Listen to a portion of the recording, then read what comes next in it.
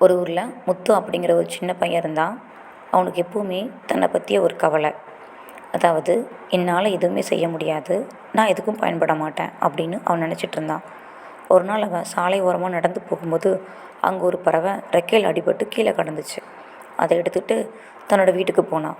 அந்த பறவைக்கு வைத்தியம் பண்ணி அதான் ரொம்ப அன்போடு பார்த்துக்கிட்டான்.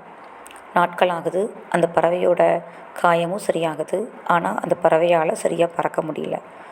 அதோட இறகுல அடிபட்டதுனால அதனால் இன்னமும் சரியாக பறக்க முடியாது. இனிமேலும் அதனால் பறக்க முடியாது அப்படிங்கிறத அவன் தெரிஞ்சுக்கிறான்.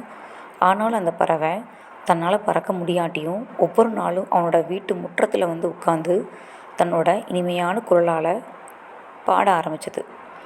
அதோட இனிமையான குரலில் மயங்கின அந்த தெரு மக்கள் அந்த பறவையை நேசிக்க ஆரம்பித்தாங்க. காலப்போக்கில் அந்த பறவையை எல்லாருக்கும் பிடிச்சது.